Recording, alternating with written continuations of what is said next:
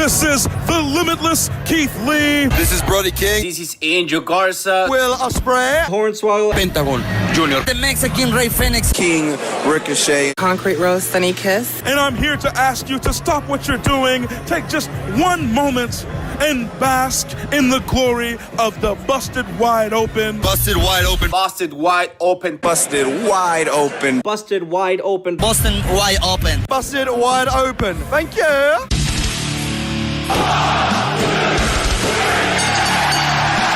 You're listening to the Busted Wide Open podcast, dropping the elbow on the hottest topics in sports entertainment and the world of professional wrestling. With your hosts, Nick Howell and Sir Ian Dangerous.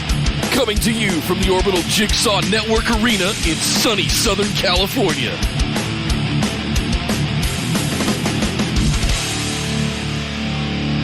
Welcome everybody to BWO Live, coming to you from across the Busted Wide Open universe of Twitch, YouTube, and Facebook. This is episode number 345 of Busted Wide Open. My name is Nick Howell. And I'm sorry, I'm out of breath. I barely made it to the show in time. I was too busy breastfeeding.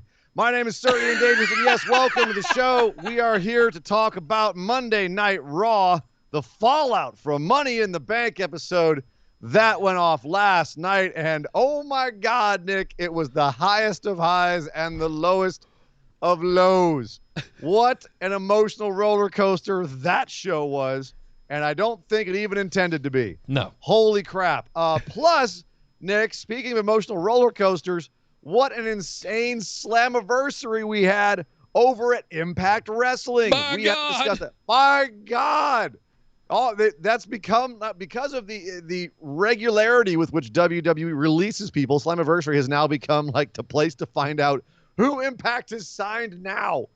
And it's not who you expect. I promise you. It was madness. Madness this year at Slammiversary. We're going to talk about that as well.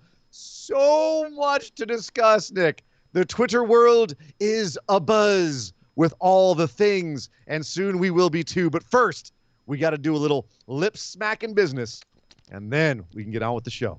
Indeed. Linktree.com/BWO, guys, is the place you want to head to sign up for all the things. Like, share, subscribe, follow, do all that stuff you guys know how to do. We appreciate it. All of that helps get more ears on Busted Wide Open and more eyes, because we're a live show now. Eyes, yeah. Eyes too, yes. Roman, we're live, damn it. Yeah, sit down, Roman. Get out of here, It Roman. wasn't your show Why last is he night. out to be the center of everything? I know. My God. I know. Tribal chief. Head of the tail. Linktree.com/BWO. Special shout out to the patrons. Thank you guys very much. If you'd like to get in on some of those exclusives, you can head over to patreon.com/BWO. It is one of the best ways to support the show. You can get all kinds of exclusive stuff over there. Plus, if you're watching on YouTube, what's up, YouTube? We see you guys over there. I'm a Gator guy hanging out in the YouTube chat tonight. Thank you very much, sir. Along with Ryan. See you over there as well. If you guys hit that join button for just 99 cents, you can unlock the emojis and the badges and all kinds of good stuff. Plus, you can get some similar tiers to what we have over on Patreon at the $5 and the $10 tiers, such as sending in your listener questions and getting access to the VODs for the bonus episode. So if you love YouTube and you want to enjoy the Busted Wide Open show on YouTube, you absolutely can. Right there, all self-contained, and we thank you guys for it. You can also drop your super chats in as well if you want us to read out any comments you might have here on the show, or you want to ask us any questions during the show. Same thing applies for you, Twitch, which we got to do some business because, Costanza dropped a big one on us. Month 12. What? Month 12, Sir Ian Dangerous, of a Tier 2 subscription. Oh, damn. Tier 2 for 12 months, you get an extra special bucket of And good. chicken. That's the spicy hot chicken with the aioli on the side, man. That's man. Extra special. Now, you just made me think of Nashville hot chicken. Now I got to go get some. Oh, man. Guess what I had for lunch? Hot Fried wings. chicken sandwich. Fried chicken sandwich. Fried man. chicken sandwich. There is nothing like a buffalo chicken sandwich with some ranch dressing on it. I'm telling you. Oh, I know. God. It's in my tummy. Speaking of all that, thank you very much, Costanza, for the Tier 2 sub, man. Really appreciate it. Kyle throwing 100 bits said either Vince has a lot in common with Riddle when trying to write out the show or last night's Raw, particularly one regarding an NXT champion. Can be used to put Vince under a conservatorship for his own protection, like Britney Spears. Leave Vince McMahon alone. Leave Vince alone. That was a lot of references in there, Kyle. Well played. Well played. Thank you for the bits, man. Appreciate it, brother. Oh, my goodness. We'll get to that. We have a lot of show to go over tonight. Plus, hang tight, guys. After the main show tonight, we will be doing, as always, our AMA show, our weekly BWO mailbag, where patrons and subscribers can send in their questions for anything from wrestling to movies and TV, geek trivia. We do recastings. We do roll-offs with 20-sided die. It's a good time. We attempt to do recastings. I don't think we're very good at it. Yeah, I do not have a future career in casting. That's for sure. Nope. Nope. But with all that said, we got a huge show to talk about tonight. But we got to start off with what went down last night on Monday Night Raw. Oh, boy. So let's start. This is going to be a show of ups and downs. Sorry, Simon Miller. But there is going to be some big ups and some big downs on the show. So let's start off with what I thought was going to be a big down and ended up being a big up. They played with my emotions so much on this Raw. I'm exhausted right now. Charlotte Flair, Rhea Ripley. I'm allergic. I'm allergic to this match. Excuse me. I'm allergic to rematches. I'm allergic to rematches, so they had a rematch between Charlotte Flair and Rhea Ripley. I could not believe they did this. A rematch between Charlotte Flair and Rhea Ripley after Rhea taps out to Charlotte on the pay-per-view on Sunday night. And Charlotte comes out and runs down the usual, the now usual Charlotte thing. I didn't write the book. I am the book. Everyone back there. I'm the opportunity. Everyone back there. This feels so right to have the belt on me. Everyone starts chanting for Becky, and she goes, Becky's home breastfeeding. I'm the one who's here now. I can beat Rhea Ripley any day of the week, and I will have given the opportunity, but I don't need to because I'm already champ. So yay! Out comes Rhea Ripley to stare her down and be like, Charlotte, I want a rematch, and Charlotte just goes, no, no. And we're all at home going, no. And I'm sitting here on Charlotte's side. I'm like, yeah, Rhea, what have you tapped out, woman? You tapped out to Charlotte. You lose. You lost. Good day, you sir. Lose. You get nothing. But WWE Logic, hashtag WWE Logic, out comes arbitrarily Sonya Deville and Adam Pearce. Sonya, who the last I checked was Charlotte's ace in the hole, the woman who got Charlotte back in after she got kicked out of the building for beating up a ref and immediately put her into a title picture with Rhea Ripley, the one who supposedly was on Charlotte's side and like working for her. Now she goes, Charlotte, I heard you just say that about Rhea. I say Rhea gets her rematch. And Charlotte goes, blah, blah, blah, what? And Adam Pearce goes, it's official. And we have the main event of the show is a rematch between Charlotte and Rhea. And I'm sitting here going, no rematches. No, you said no rematches. What are you doing? No, that was like 5 years ago. I know. They stuck to it for like 2 days anyway then. Right. So right. We made it through, I think, one pay-per-view, and then we started doing rematches. And then they're like, forget it. We're WWE. We can't operate without rematches. We don't know how to do Raws after pay-per-views without rematches. Yes, we are unable to book without rematches because our roster is too small and we are too not creative.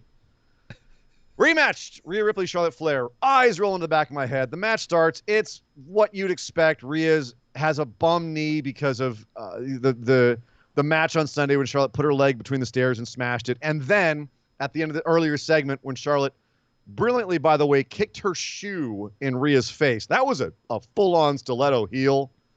And I went flying at Ripley's face, and I was just seeing that scene from Single White Female, like, oh, God, don't kill Rhea. She could actually be brought up on attempted murder charges. You don't mess around with stilettos like that. No. But she kicked it in Rhea's face and then took out Rhea at the knee.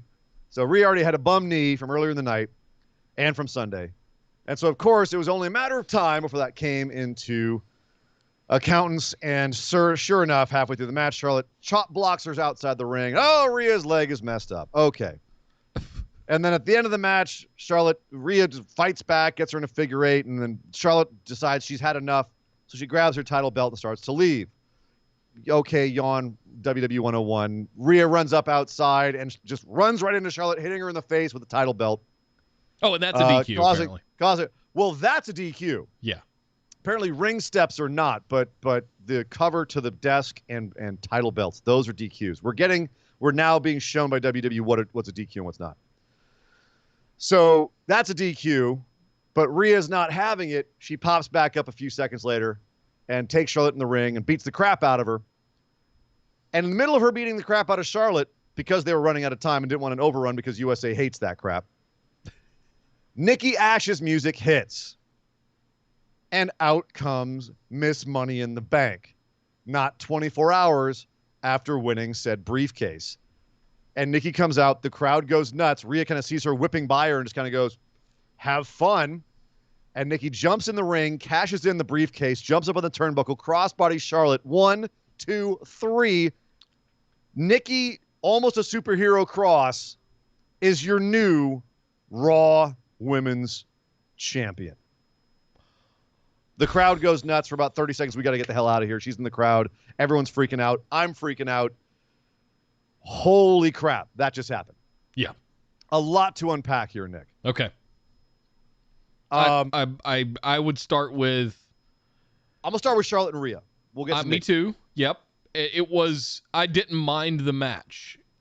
If you take the context of it being a rematch away, look, those two I don't think are ever going to have a bad match with each other.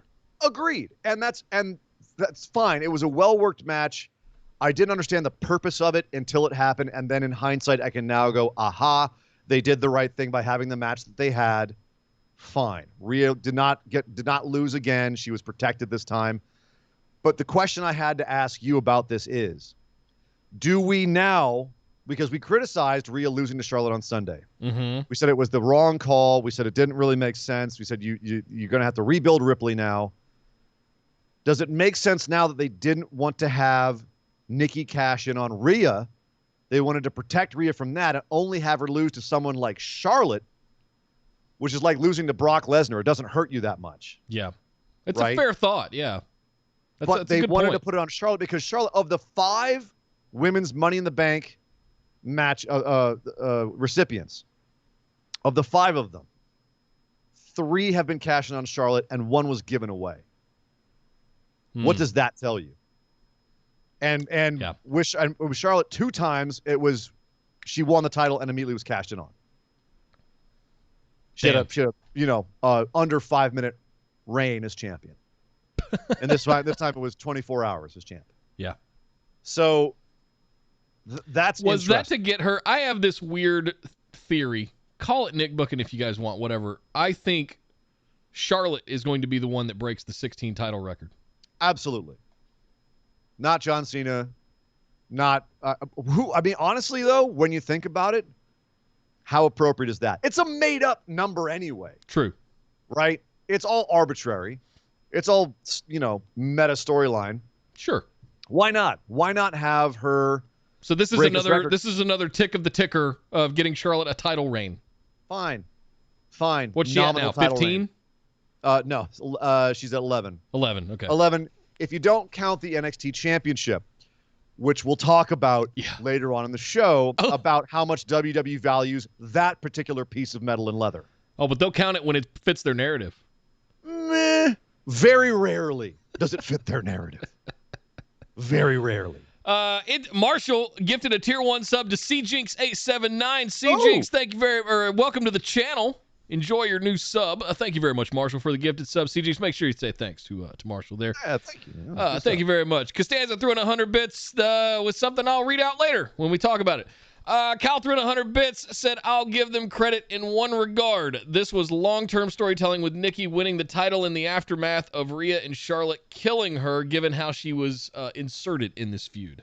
I don't know if I'd call that long-term. 2 months is not long-term. Yeah. That's medium-term. It's better. It's better than them going week to week and hot-shotting everything. I'll 100% give you that. Yeah. 100% give you that. It is. This took months of planning and it paid off.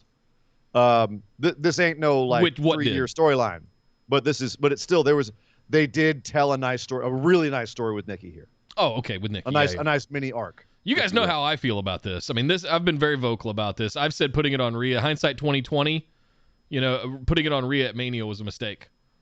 Because they didn't have a plan.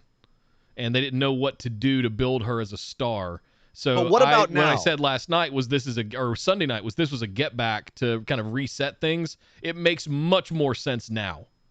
And I don't think now in hindsight, I think they were still right to put it on Rhea at WrestleMania. Contextually at the time, I completely believed that, and I still do. It was the right decision in the moment to put it on Rhea at WrestleMania. They did not do a good job of handling her after WrestleMania, but I feel like they're getting back on the right track because now she's being presented as a clean, straight-up babyface. No ifs, ands, or buts, no weird smirking, no cocky, stupid attitude, no assholery. She's a babyface. Yeah. Charlotte's a heel. It's clean. It's clear now. The way that they booked Sunday, the way they booked on Raw, it's clean, it's clear. And Rhea being someone who was screwed out of her title by Charlotte, and then Nikki screwing Charlotte over, and the little dynamic going on there now is fantastic. It's better than it's been since WrestleMania. Yeah. In one night.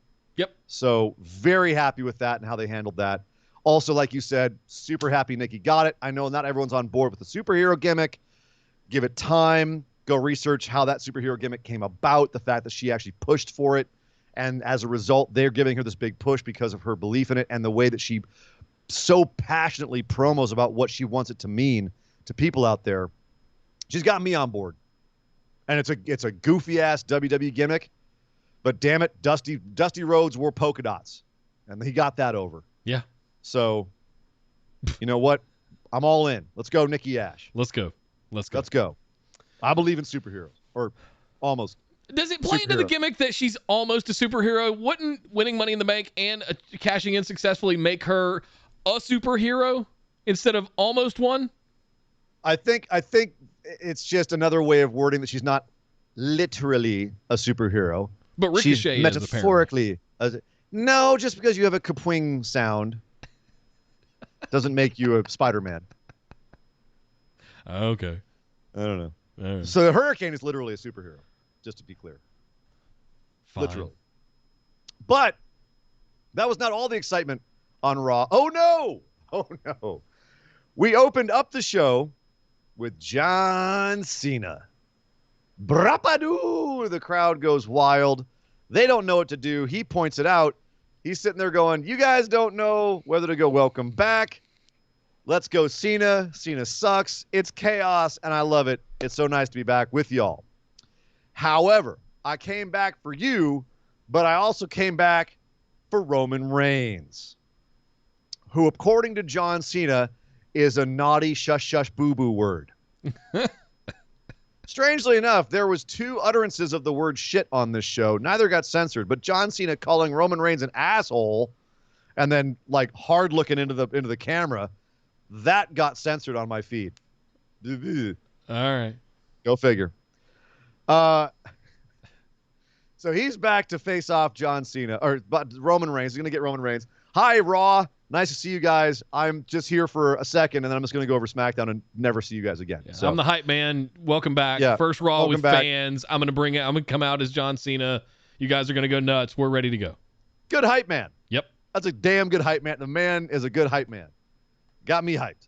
It was nice Good way to pull the curtain, coming back with fans on Raw for the first time. Sure. Yeah. I thought they should save him to SmackDown, but you know what? I was wrong. Oh, he'll be there too. Don't worry. Oh, exactly. Yeah. For the next month, he'll be at both. Pop those till Raw SummerSlam. ratings. Yep. Get everyone hyped up for Raw and the questionable decisions they were going to make all the rest of Raw. That was a good call to have. Strap Cena in, on folks. Raw. I'm John Cena. Strap in because Vince strapped on. Because this Raw is going to be a little uncomfortable at times. So John Cena's out to call out Roman Reigns. We saw this coming. We're already calling it the summer of Cena, which to me makes it fairly clear he's here for a cup of coffee. You got a month and a half of Cena, and then SummerSlam, Roman's going to kick his ass, and he's going back to Hollywood. So, well, Canada. They're shooting in Canada. Now. They just said they didn't need him till like September or something. Perfect. Yep. That's good. That's what's Nice. going on. I was reading about Hollywood that. by way of Vancouver, British Columbia. Right. So wherever shooting. Costanza's 100 bits he threw in a little bit ago. I was waiting for the apropos time to do so. Was John Cena sucks. John Cena sucks. Thank you very much, Costanza. Appreciate it, man. At this point, it's become like the new Kurt Angle sucks. It has, yeah. You know. You suck. You suck. Good Lord. Suck. That was about a 5.4 earthquake over there. Oh, sorry. It's my big ass foot hitting my desk. Size 12s, baby. You know Nice. how it be. You know what they say about a man with a size 12 shoe? Ugh.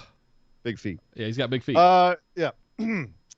So you got John Cena coming out, hyping up the show, and then out comes Matt Riddle to get one of the rubbiest rubs I've ever seen off of John Cena.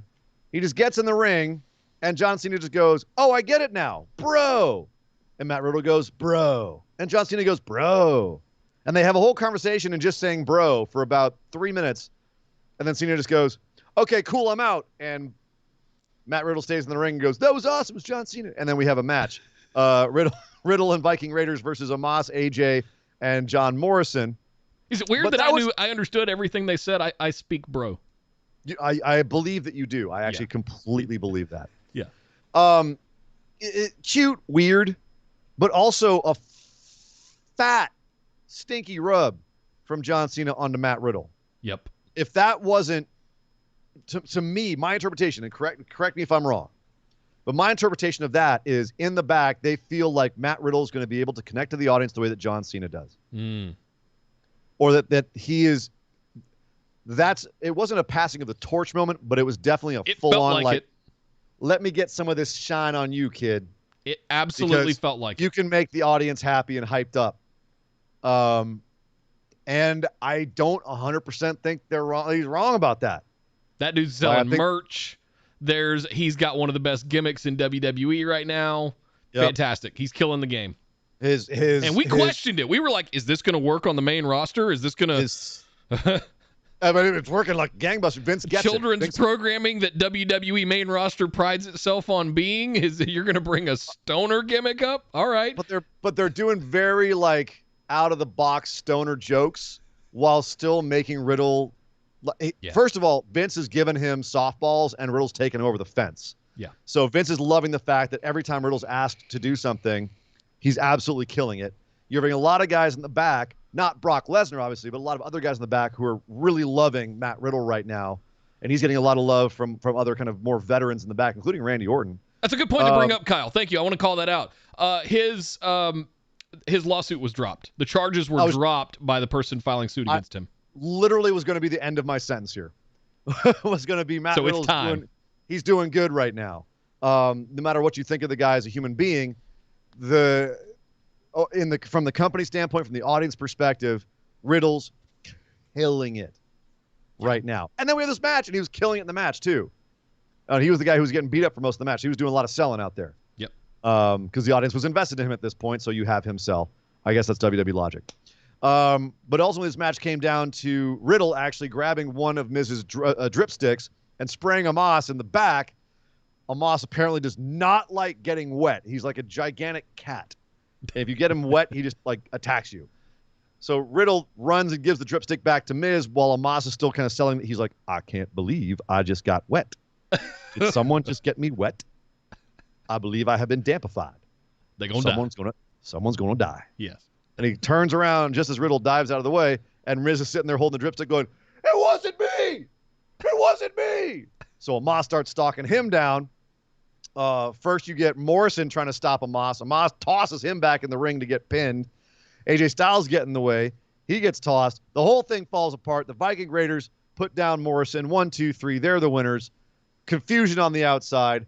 And yay, the audience opens up the show with a nice, not only does Cena come out, but a nice big babyface win. The Viking Raiders get a win back. They have a rematch of their tag team championships for AJ's and Omos's tag team championships next week because more rematches. Yay! Cool. But a nice happy moment there. Abe showed up, so we can start now. Fantastic. Also dropped we're about in to talk about all the other stuff. 1,500 bits. Oh! 1,500 bits. Said just stopping by to say hello to you fine gentlemen. Been super busy. Miss you all. Also, I wanted to cheer some bits before In starts the F-bomb segment. I'm going to try to refrain from F-bombs. There might be one or two. There might be a smattering. Yes. There might be a little salt and a little. You're gonna be F-bomb Bay. I'm gonna try not to. I'm gonna try to hold myself back. Those of you who know me in real life know that I'm basically a sailor when it comes to my normal speech. So this show is normally pretty tough for me. Yeah. Not dropping the curses. So this is going to be an interesting segment when we have next. Let's catch up, and then we'll do the next segment. Thank you very much, Jay, for the 1,500 bits, man. Appreciate it, brother. Thank you, dude. Cal threw in 100 bits, said, Omos is apparently a gremlin. Don't get him wet. I did not see a bunch of little baby Omoses pop off of his back and start sprouting and running around. Yeah. But if I did, that would have been awesome. Technically, he would be a Mogwai in that situation. No, that's the one. You don't feed the Mogwai. You don't get the other ones wet. No, but you also don't get the Mogwais wet. Remember, because he sprouted all the little other Mogwais, and then they turn into gremlins when they ate in the kitchen after they set the clock to the wrong time. Oh. If you want to get technical, it's been a minute since 1982. I need to go back. Esme gifted 5 tier 1 subs. Esme dropping in and dropping seagulling all over us. Woo! Thurgood, Boy Harm, Shaggy, Snake Freak, Snare Freak, Cyclops, all got gifted subs from Esme, Standing Bear. Thank you very much, Esme. Make sure you thank Esme for your gifted sub. Thank you, Esme. Welcome to the stream. Thank you very much. Howdy, you got here just in time. Yeah. Thank you very much, Esme. So we talked about a couple of very, very good segments. The decision to strap Nikki Cross and the way that they got there, kind of swerving us with that, make everyone thinking Becky's going to come out, and then instead, no, it's a cash-in. And then the John Cena opening, hyping up the crowd into the Riddle rub, and then in the 6-man tag, which is very enjoyable and fun. The babyfaces won, and the crowd was all, yay! And then there was the guts of the show, which, dear God, they just were they were toying with me on this, Nick. It was we were having good times, and then all of a sudden it was like a proctology exam from a doctor who's had his finger in an ice bucket for about 4 hours. Whew. That does not sound comfortable. That's the point of the metaphor. Yeah. Bobby Lashley comes out to the ring and says he's got an open challenge. MVP runs down all the things, gets us up to date on the plot. He apologizes for distracting the champ. He realizes the error of his ways, because when a focused Bobby Lashley is focused on focusing, there is no defeating him. And MVP says, I'm sorry, I was just trying to have a good time. But you know what? Bobby's right. And look what we got now. We got a man who murdered Kofi Kingston on Sunday. You cannot stop him. So you know what? Anyone's welcome to try. Who's it going to be? And he turns towards the entrance like, who's it going to be? Who's going to take on Bobby Lashley and die like the rest? Audience starts chanting Goldberg, because apparently they listened to the show and they'd been hearing me say there's going to be Lashley versus Goldberg for the last couple of weeks at SummerSlam. But it was not Goldberg, Nick. It was someone we did not expect. I wish that was what I heard, but it was not. It was his new theme song. Keith Lee returned. Keith Lee is back. I didn't see it coming. No. When that music hit. I literally went, ah! The crowd freaked out too. They knew. He's a Texas boy. He's from Wichita Falls. Yeah. So they were, oh my God, hometown boy. So out he came to the ring, stood eye to eye with Bobby Lashley. Oh. A lot more meat on old Keith, though. Oh. Big boy. Damn, boy. He's thick boy. And he can move that meat. My goodness. You know we love that Keith Lee on this show. So I was immediately like, oh, my God. But I immediately was like, he's not going to beat Bobby Lashley. Not the night after he murdered Kofi Kingston. No. I couldn't believe it. I thought he was going to give him a competitive match, some sort of shenanigans at the finish. No. This is a whole new Bobby Lashley. Keith got about the first half of the match, some offense in. The second half of the match, Bobby just, well, pardon the pun, dominated him. Beat him up, beat him down, beat him around, speared him outside, got him back in the ring. Keith fought out of the hurt lock, but then ate a spear shortly afterwards. Middle of the ring, pin. 1, 2, 3. Oh, man. Was that a roller coaster for me? And it wasn't over, Nick. Because after they put my boy out to pasture like that, what do? Well, Bobby Lashley gets up and looks all confident and poised. Like, that's right, I'm still the champ. And then Goldberg's music hits, and out comes Goldberg to scream in his face, I'm next. Oh, I have so much to say. Oh, I have so much to say. okay. I want you to say it. because I have the hottest of hot takes on this. Me and WWE got business right now. Okay, you do your business. Get your soapbox. Do your thing. My boy has been sidelined since January. We have been waiting as avid fans for more than 6 months for his return. You decide, instead of letting him come out and really get himself over, you decide to put him in what was effectively yet another murderous squash match. Given the couple of spots, I hear you, but that was effectively a squash match again. Wasn't a squash. It was like a squish.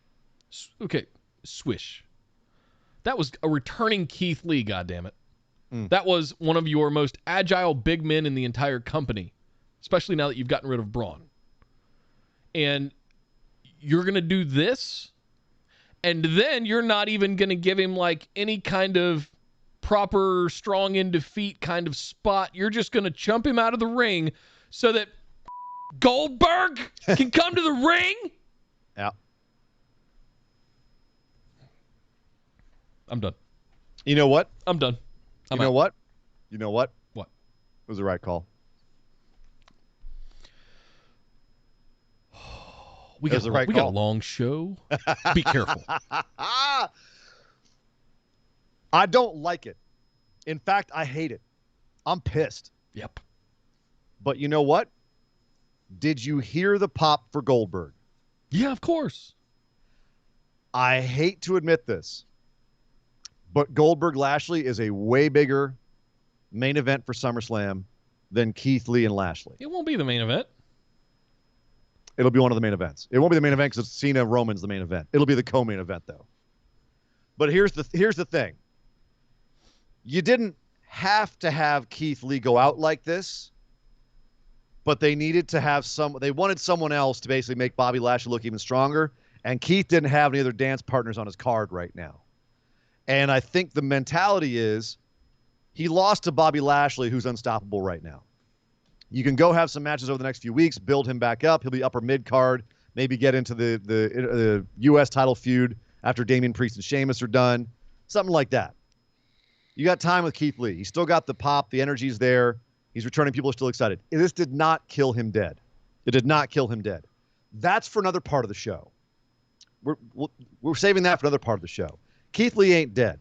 He got beat by a guy who's about to have a Goldberg match who just murdered Kofi Kingston. He's going to be fine. He's going to be fine. Goldberg, as much as we hate to admit it, is still a massive draw and gets a massive reaction from all the casual fans. And that was an audience of apparently very casual fans because they all popped super hard for Goldberg. And they would have popped that hard for Cesaro's beach ball. It's the first Raw back with fans. Like, they were going to pop for anything. And yet they didn't. It was one of the biggest pops of the night. Go listen to it again. That Goldberg pop was freaking huge. Yeah, I know. So I don't have to like it. But it's a more money match. It's a money match. That's why I've been saying we're going to have Lashley versus Goldberg. And as much as I think that it is extremely short-sighted, like on the counter argument here is it's really short-sighted. You need to build up guys like Keith Lee, make them a big deal. This was an opportunity to do that. And they're going for the short-term money as opposed to the long-term money. This has been their stock and trade. This is nothing new. This is not surprising when it comes from WWE. They're giving Keith Lee a bit of a punishment for whatever it was that he did that made them stop his massive push earlier, right? This is WWE 101. If you've never seen WWE do this before, you haven't watched enough. They do this. Of course. You get injured. Didn't have to be Keith. And screw up a push. I know. It's the thing is you feel personally about it. Of course. You feel personally about it. Keith was not the right guy to send out there in the context of an open challenge. I loved it. I loved Keith Lee going out in an open challenge as a return. Fantastic. Who else do you go out there to sacrifice like this? Time out. In the context of another murder just to set up the Goldberg coming out surprise challenge for SummerSlam, putting Keith Lee out there was a terrible idea. You could have had 10 other dudes go out. You could have had Jackson Riker go out there. You could have had all kinds of other. Not Keith. I think everything that you said is accurate. as long as he doesn't go out there and have the semi-squash match against Bobby Lashley in the Open Challenge. Build him up, let him come out and squash some dudes himself, get into the upper mid card, I don't know, challenge for one of the titles, go after Sheamus, I don't know. But not put him in an Open Challenge. You could have had MVP and Bobby Lashley out there doing their thing, and Goldberg music hits, and the exact same thing gets accomplished without squashing Keith Lee. That's what I'm upset about. It's also Keith Lee. It was like the home state thing, right? It's the curse. Totally. If you're in the hometown or home state, you lose to get the heel heat. Yeah. What do you think that Keith is Bobby Lashley's opponent on the way to SummerSlam, and because Goldberg doesn't work that much? I think Keith Lee comes back and gets some of this back. I don't disagree that Goldberg and Lashley is not a draw. It's a massive draw. It's going to be a huge match. Who wins? Lashley, easily. You think? Yes. You think? Yes. You don't think Goldberg might win and Big E cashes in on him? God damn it.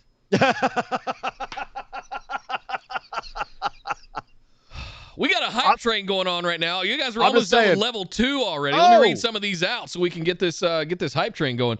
Costanza with 100 bits said for Goldberg so he can get some icy hot and maybe put on a good match. Oh! Hot fire. Damn. Cold fire, I guess. Icy hot, cold fire. Damn, Costanza. He also put another 100 bits at hype train. Yes, thank you very much, guys. Just wrapped up. Really appreciate it. Enjoy your emotes. Abe threw in 100 bits said choo-choo for the hype train. Thank you, sir. Chevy Stewart 100 bits said, why does WWE see the need to bring back Brock and Goldberg in for ratings when they know the audience don't like them? But they do. Sounded like they did last night. They love them, and that's the thing. It's hard to like. It's one of those things that's taken me years to wrap my head around, and that is that there are almost like two audiences for WWE. They're the fans who, like, we call them casuals, and then we for lack of better terms, we call them casuals and marks, and we're in the marks side of things, right? Yeah. Where we overanalyze everything, and we're aware of the back end of the business, and we're really concerned about storyline and how our favorite wrestlers are being treated, not the characters. And then there's the casuals, and they're mostly like kids and families and people who just really don't invest that much week to week. They just want to go and be entertained. Yeah, they're just going to see a show. And they spend more money. Most wrestling shows for WWE are for the main roster are more of the casual fans. Half the arena had brand new T-shirts on last night. Exactly. They're the ones going out spending the money. Why is WWE catering to them? Because they come to their shows and they spend money and they're loud. Sometimes they're crazy, but they're loud. And there's a certain element of a crossover between those two crowds. And you'll see that sometimes in the more marquee cities like Philadelphia, where you get a bunch of casuals, but they'll go along with the marquee chants. You get the Bizarro World kind of thing.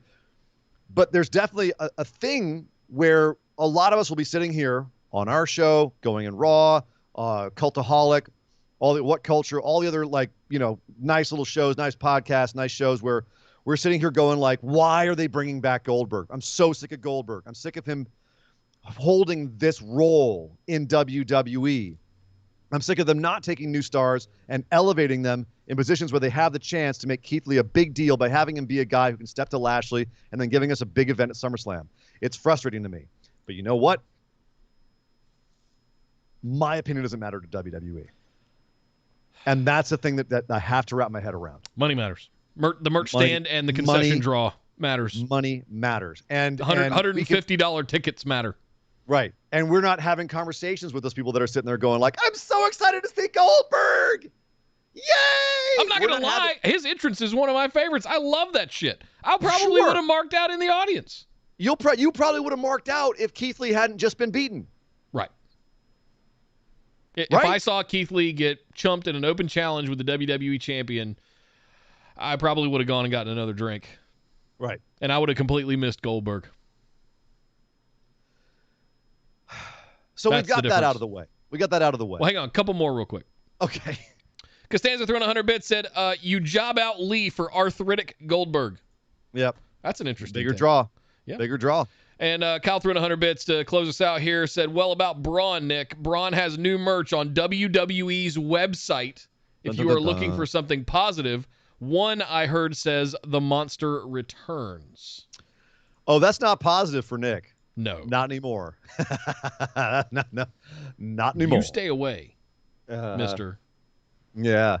Tuna fish, you baby. stay over there and you lay on that Tuna shelf. fish, baby. Tuna fish. It's coming, Nick. Get your cans of tuna fish Is that what ready. that one was? Yes. Yes, it was. Oh, it's going to be good. It's going to be good. I would rather make you a lasagna Yeah. than eat that shit. You'll do both. Ugh. You'll do both. Oh God. All right. And I'll get my get one free card as well, by the way. We'll talk about that. However, she ain't signed nothing yet. she's got a month's worth of TV tapings ahead of her. All right. We'll talk about it. We'll talk about it. All right. But we got to talk about probably the other most controversial thing on Raw. Brace yourselves. Because as much as I can sit there and be frustrated with how they treated Keith Lee here, be hopeful for what they're going to do with him next, and understand why they're doing what they're doing with Goldberg. I don't have to like it to understand it. I do not understand this next segment. Nope. At all. And I need someone to explain it to me.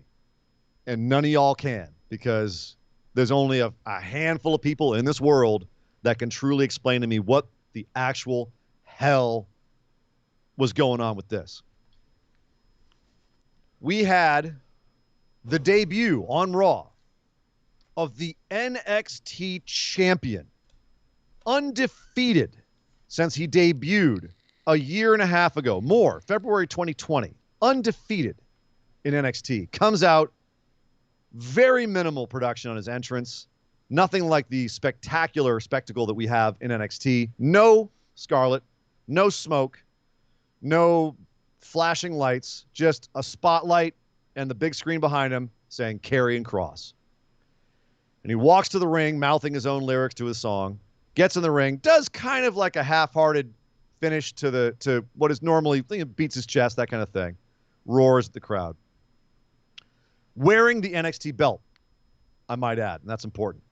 Wearing the NXT belt, billed by commentary as an unstoppable monster, as the NXT champion, as a harbinger of the apocalypse. And he has a match with a man who comes out to his old music, Jeff Hardy.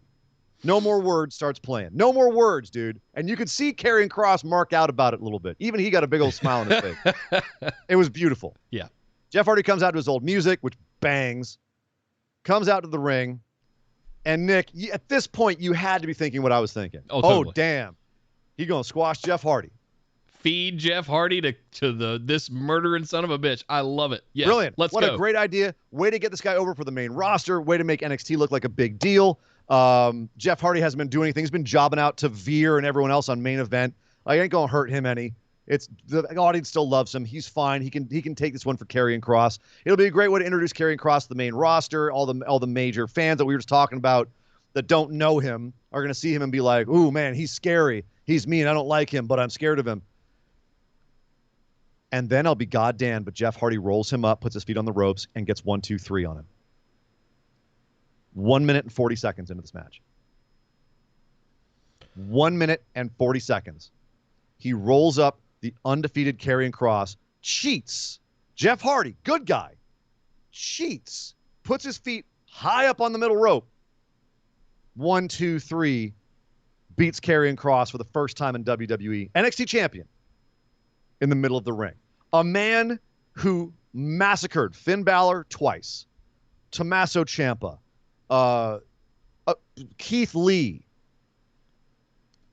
everyone, Adam Cole, everyone in NXT ran roughshod over Kyle O'Reilly. Kyle O'Reilly. Wasted dudes Johnny in a fatal Gargano. five-way. Choked out Samoa Joe this last week on NXT. Beaten in 1 minute 40 seconds by 2021 Jeff Hardy, who cheated as a good guy. As a face, yeah. As a face. I don't know what to do. I Someone make woke it Esther make up sense. last night. She texted me and goes, "Can you please be quiet when this happens?" What were your exact words? What?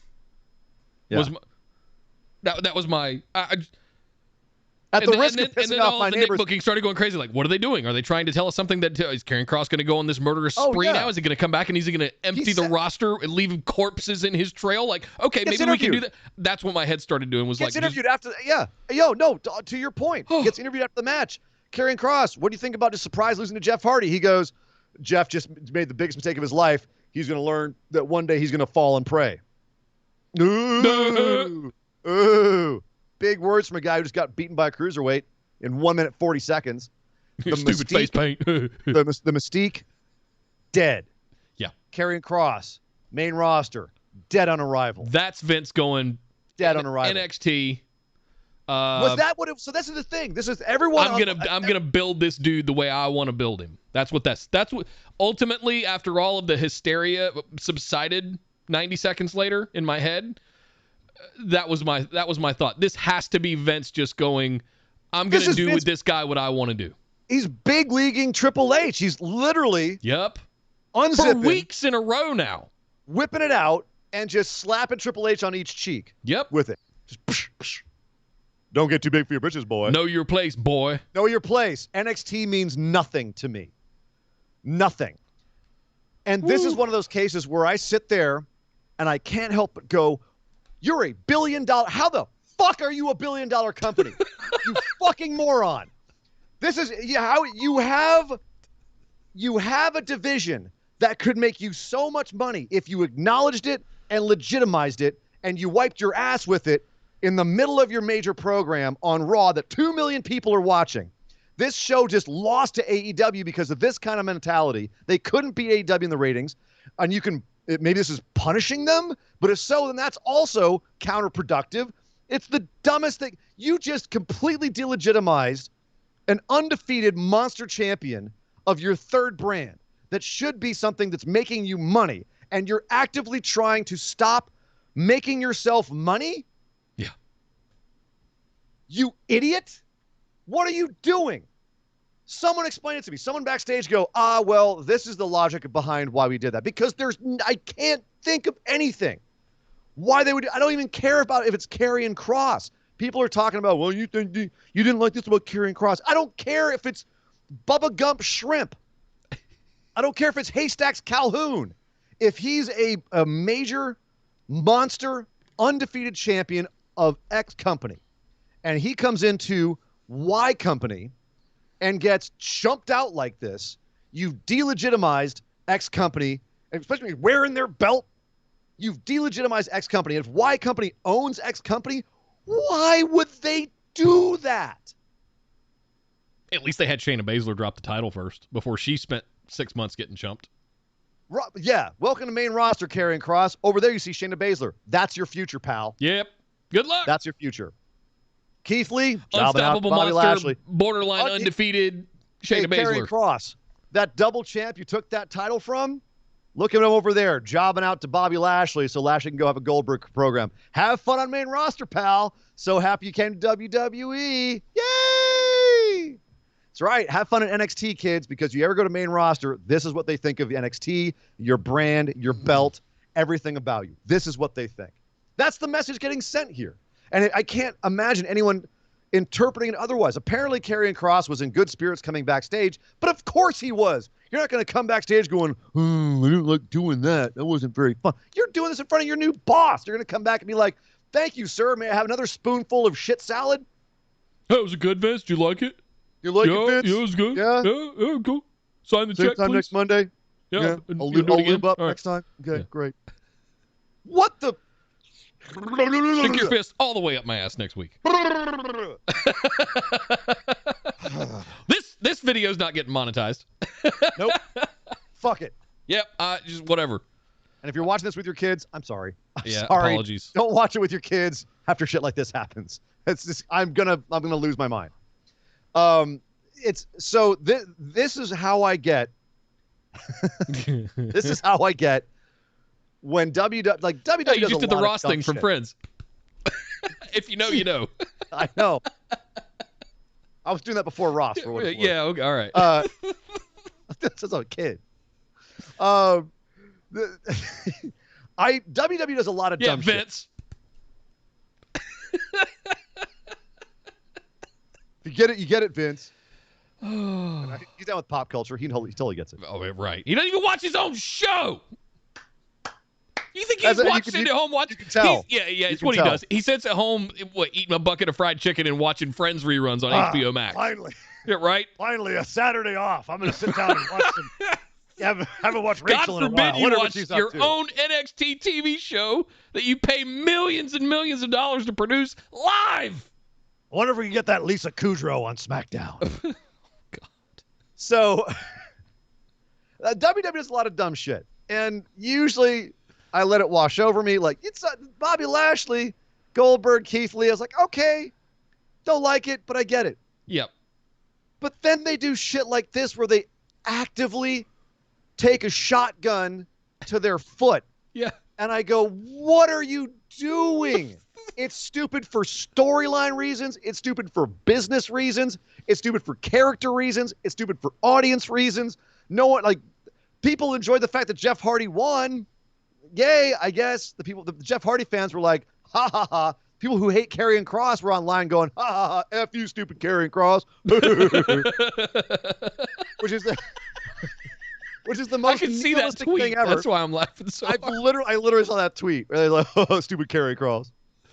I would have said, but that's a nihilistic perspective, because what you're doing is you're rejoicing at the little, the little picture, where the big picture is just a really boneheaded move from a company standpoint. Like, again, this isn't about Karrion Kross or Jeff Hardy. This is about the undefeated NXT champion coming to Raw and losing to a guy who hasn't won a serious match in months in 1 minute and 40 seconds. That's what this is about. And that's insane. It's mental. It is. It's unconscionable. It's incomprehensible. It makes me laugh at this point. Me too. I was upset for about 90 seconds last night, and then I just started laughing. So many people I know who just kind of were like, what the? Nothing means nothing, man. Nothing means nothing. If you were a wrestling athlete, oh yeah. The cream of the crop. That felt good. So there it that is. was cathartic. It was cathartic for me too. I'm glad. All right, so Karrion Kross is dead on arrival. Great. We'll do a couple of call-outs real quick while we catch our breath. Triple H's mouth tastes like Vince's dick. Go ahead. Let's do the call-out. Chevy threw in 100 bits, said because Kross was NXT's champion and Vince doesn't give a shit about NXT storylines or history. Nope. Not at all. Nope. Not at all. Oh, not a single fig, not a whit, not a single slimy turd. Thank you, Chevy. Costanza threw in 100 bits. That show that couldn't beat AEW in the ratings. I don't give a crap about that show. Yeah. Let's F their champion. You kind of already did. It was Keith Lee. But anyway. Yeah, multiple times. Costanza threw in 100 bits, said Triple H should refuse to let people go to Maine. Okay, so I'll posit you a question. You're a vice president in a company, and the CEO comes to you and says, I want to take your guy, and I think he's really special. I'm going to give him a special project, and that's going to look really good on you because you brought him up, and he's super capable of doing this. You're not going to say no. Nick, that might have worked back in the days where he took Adrian Neville up to main roster. At this point, when he's taken... Now it's a trope. When he's done that to you how many times, and every time he treats that guy like shit and makes you look like a fool, at a certain point, I get what he's saying here. Yeah, totally. At a certain point, you go, actually, there's this guy over here, and you go take him, the schlub in the corner who, can barely tie his shoelaces. You go, oh, he's the best guy I have. Take him. Right, exactly. Or you just start effing with the booking on NXT to make maybe Robert Stone's the next NXT champion. You take him. Robert Stone, Vince, take Robert Stone. Or maybe Triple H is just like, well, we booked ourselves into a corner with Karrion Kross. How do we get out of this? Vince! Yeah. Take him and ruin him. We screwed ourselves by putting it. Yeah. We made him too strong. We're sick of him. Take him. Take out Mecha Godzilla. We don't know what to do with him. Oh, God. They're calling CJanks879 just said in the chat, they're two separate universes to Vince. It's not even two separate universes. That's the universe and a tiny shack out somewhere in Kansas to Vince. obviously. Mental. I mean, you have Karrion Kross come out the next couple of weeks and just murder Jeff Hardy. So what? Still stupid to have him come out and what lose are we going to do Wednesday night or tomorrow night or tonight? Yeah. I'm sorry. I don't even know what day it is anymore. Hashtag COVID. Tonight on NXT, what are we going to have? You're going to have Samoa Joe's coming out drinking a cup of coffee. He's like, hey, Karrion, I caught you slipping for about 3 seconds on Raw. What would be killer was if that Samoa Joe takes credit for what happened on Raw last night and they do this kind of meta crossover kind of thing. And okay, that could be good. Yeah. Booking. Hello. If Joe goes, I had a call with Jeff Hardy. I told him your weakness. Roll-ups with feet on the roll-ups. Roll-ups.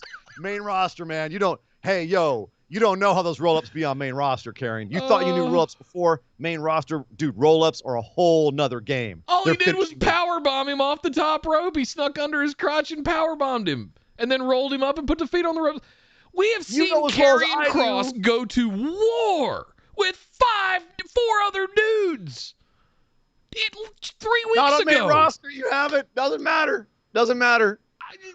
Jeff Hardy's going to powerbomb him off the turnbuckle? What is more disrespectful to the NXT title? Paige and her video or this?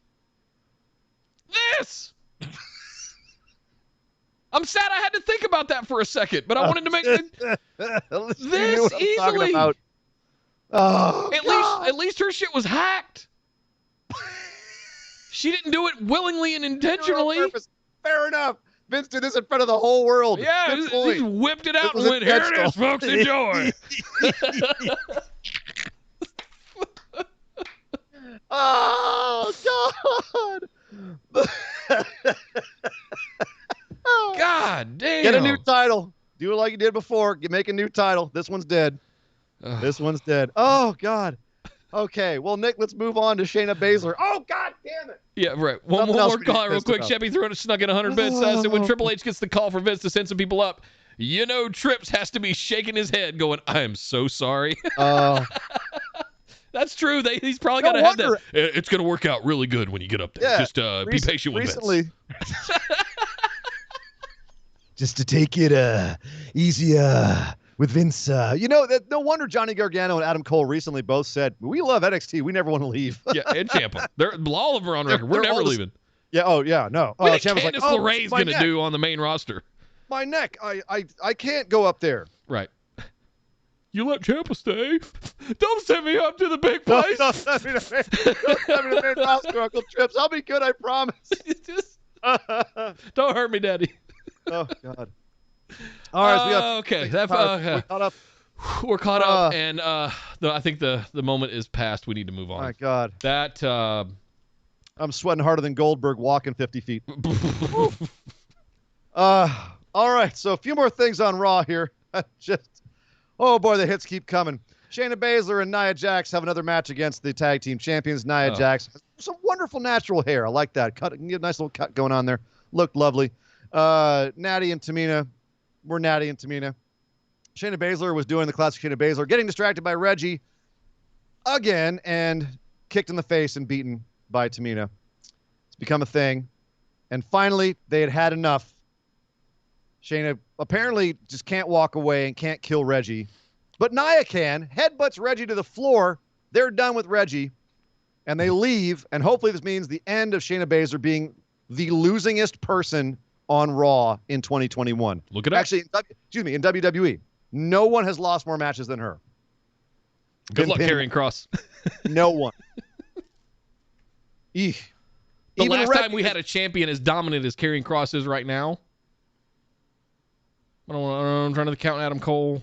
I mean, it was Shayna Baszler. And look at, in NXT, you mean? In NXT, that has come up to Maine. Yeah. I was going to say Roman, but this ain't, NXT ain't Roman Reigns territory anymore. So they leave. Reggie's alone in the ring, wondering what he did wrong, starts to take off his jacket. When out come, for some reason, all of the clowns in the 24/7 division, falling over each other. Tozawa gets in the ring for some reason. Reggie does a nice little Cirque du Soleil move, pins him. Reggie is your new 24/7 champion. The excitement in my voice is reflective of my excitement for this whole angle. He does a very nice escape move, going side flipping off the stairs to get out of there, and then does backflips up the ramp to leave. Reginald is your new 24/7 champion. And the crowd goes wild. Yay.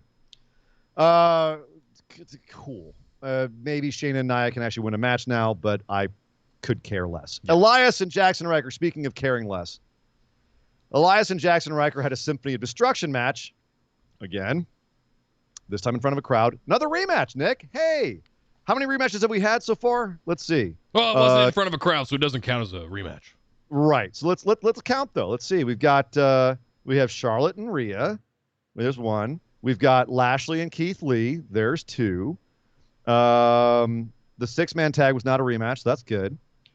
We had Cross and Jeff Hardy. Not a rematch. We'll probably get a rematch. And I can't wait for that. Shayna, Nia, Natty, and Tamina. That's a rematch. And Elias and Jackson Riker. Also a rematch. This time, as you say, in front of a crowd. Hopefully, so that all of the crowd can bask in the glory that is Jackson Riker. There it is. Bask in the glory of Jackson Riker, who got the biggest pop of the night thanks to the sound team in the back feeding in a whole bunch of fake-ass crowd noise because the real crowd was sitting on their hands. Yep. Couldn't give a crap. Elias at least got a bit of a reaction. Jackson Riker got jack shit. But that being said, these dudes killed each other in this match. Yeah. Like, props where props are due. Elias took a header into a gong. They were hitting the shit out of each other with all the instruments. They were hitting hard. They were doing their best. And you know, bless them, they were doing their best. I will give full credit where credit's due. I've fallen over a drum kit before. There's all kinds of pokey shit in there. That shit hurts. They were throwing drum kits at each other. I was just like, oh, no. Oh, I've jumped onto drum kits before. I've been hit with drum kits. You get puncture wounds. It's not cool. So yeah, this match was painful to watch. And I mean that in a good way. Yeah. Not in a, oh God, this is terrible. It wasn't bad. It was actually pretty nice carnage and destruction.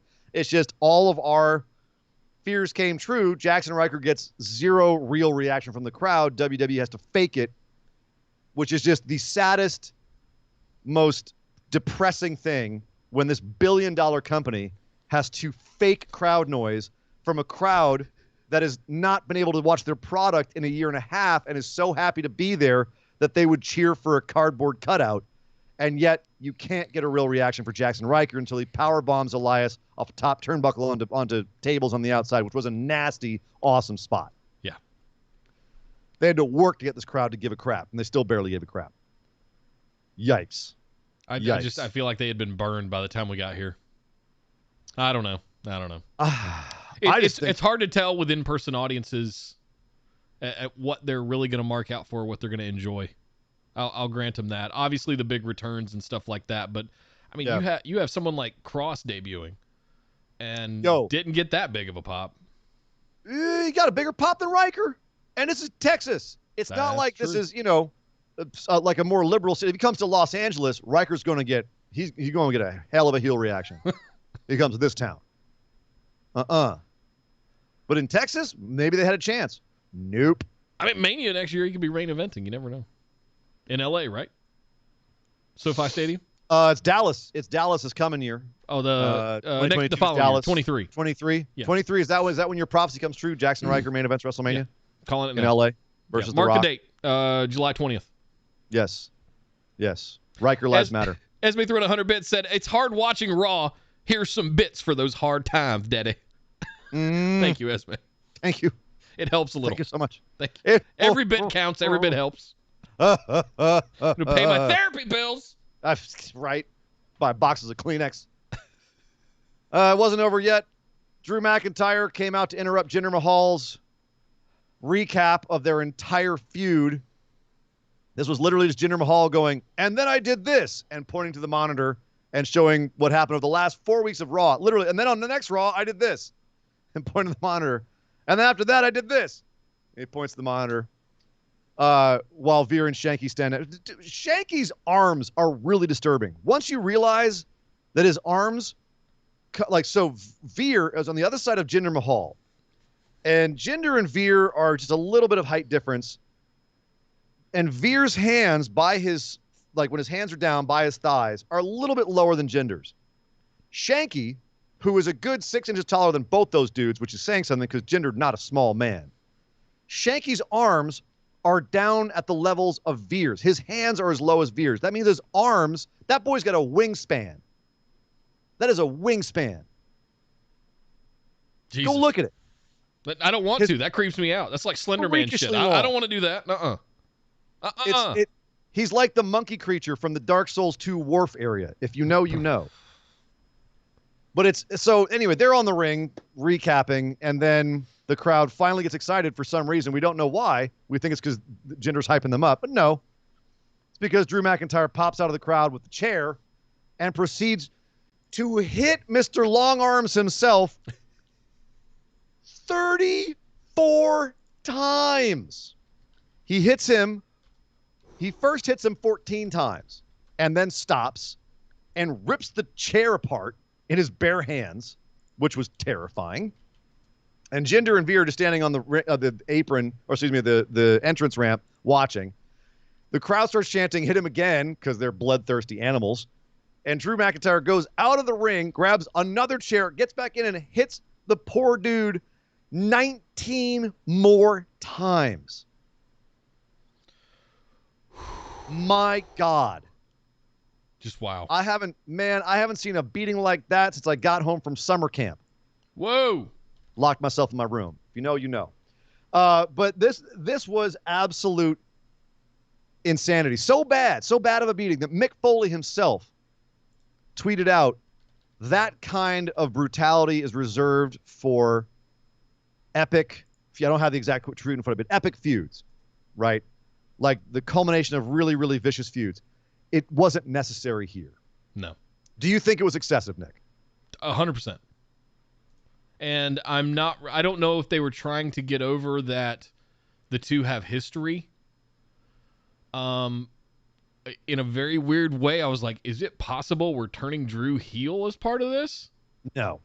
Absolutely not. We can't be doing that. No, Drew tweeted out after this. He said, if you think that was bad, wait till you see what I do to you, Jinder. It's just the vengeful face, right? Yeah. Just WWE is a weird way of selling that faces are out for revenge, as apparently they turn into buttheads. I guess. So very odd. And the crowd into Drew, still pretty into Drew, but I don't know how much longer they're going to be able to hang out with this feud, I'm afraid. Yeah. Alexa's Playground, Nick. Oh boy, that was back. Guess who's back too? Lily's back as well. Doudrop. Yay! Oh yeah, Lily. Lily's back. Yeah. Ava Marie and Doudrop, of course, guest starred. They popped in. More sparkling conversation between Alexa Bliss and Eva Marie. You just know that somewhere Shakespeare is spinning in his grave like a top. Ultimately, Eva Marie insults Alexa Bliss and does probably the worst pratfall I've ever seen on her way out. And we're supposed to believe that, ooh, Lily's tripped her with her spooky, ooky powers. Ooh. We knew it was going to come to this, guys. We knew. Oh boy. We knew it was going to be bad. I don't know what we expected. What did we expect this to be? It wasn't going to be good. We talked down to the return of Eva Marie and Evolution for weeks. And even though it's supposed to be an audience troll, she's still just so bad at doing her job, even when being a troll, that it's eye-rollingly bad. It's at least awful. Alexa is a very good actress. She's very good at delivering this nearly impossible shit, and she's, in a vacuum, she'd be fine. But this was terrible. It was crap. Terrible. Just terrible. It's just terrible. Bad, man. Let's see. Kyle Cotton cheered 100 bits. He says, I can't wait for that Lily and Chucky feud in October to promote the new USA show. That's right. Chucky's getting a show. Side note, what? you know they know something is shit when you make the crowd audio for Alexa and Eva. Where you mute the crowd audio for Alexa and Eva. Yeah, they did not want to hear the crowd reaction to this. Make your own reality, WWE. Just cover your ears and cover your eyes. Either that or it was pre-recorded, Well, but they could play it live on the Tron, Oh, gotcha. Right. Honestly, Chucky versus Lily, I'm here for it. Sorry, not sorry. Chucky versus Lily, I'm here. Bring back Scott Steiner. I'm in. I'd rather see Kenny Omega fight a blow-up doll again. We have a better match. Yep. Be a better match than Humberto Carrillo versus Sheamus again, although that was still a pretty damn solid match. We know we've seen it a bunch of times. Wait, another rematch? What? No. Say it ain't so. Humberto Carrillo gets another shot at Sheamus. If he wins, he'll become number one contender for the U.S. title. He did not win. No. That is all. Yep. Got headbutted. Move along. Nothing to see here. Move along. Nothing to see here. Okay. Damian Priest is watching in the back. At some point, they'll jumpstart that feud, and that's when I will care about the U.S. title again. Yeah. And finally, Mansoor and Ali apparently talked themselves into becoming a tag team. Those poor, poor bastards, don't they know what that division is like? What are you doing? Yeah. Ask Boys. Chad Gable and Otis. Ask Cedric Alexander and Shelton Benjamin. Cedric is currently jobbing to Ricochet on Main Event. Yeah. Hurt Business, baby. Most over tag team in the last 5 years. Nope. The Vince effect. But that was Raw. Some big ups, some big downs. So emotional. I'm exhausted, Nick. But sadly, we don't have time to sit around and be emotional about it because we got to get hyped all over again and go talk about Impact Slammiversary.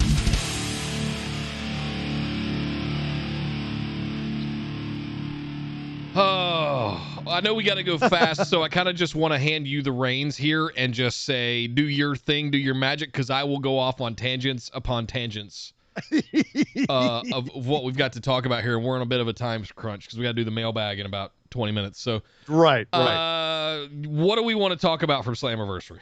Well, let's run down some of the matches and some of the big things. Yeah, that happened. spoiler alert if you've not seen it from Saturday night. By the way. Well, obviously, you've had a couple days. We're talking about Slammiversary because Ish went down. Yeah. Let's see. The women's tag team titles changed hands. Decay beat Fire and Flava. Tasha Steelz and Kiera Hogan dropped the titles to him to open the show. Nice. I think that's the right decision. Decay are having a nice resurgence right now. Love Jessica Havoc and Rosemary both. I just give them all the shit. I love it. Yep.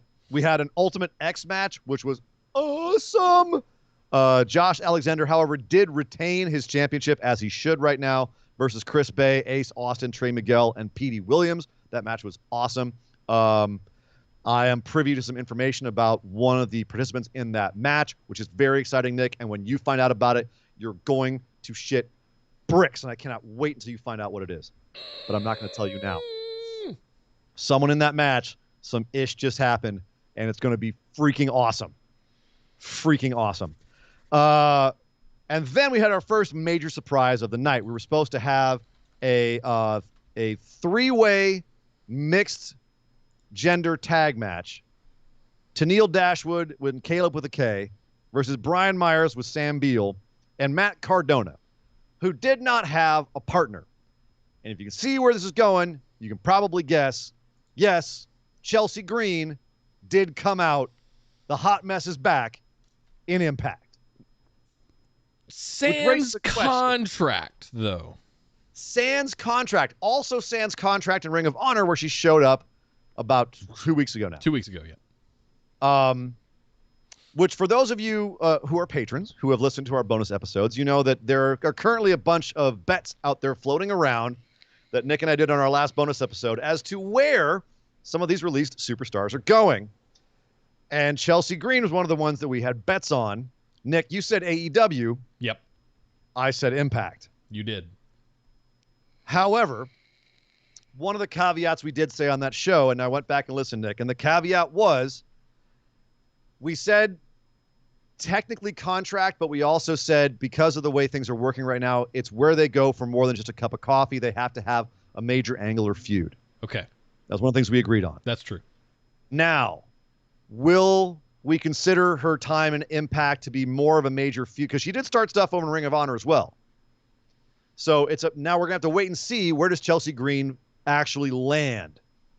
Because if she lands in one of these two, obviously, if Ring of Honor, it's a wash. Neither of us get anything. Right. But if she does end up landing in Impact, then your boy gets a get out of jail free card, and I can negate any other one of those bets I want.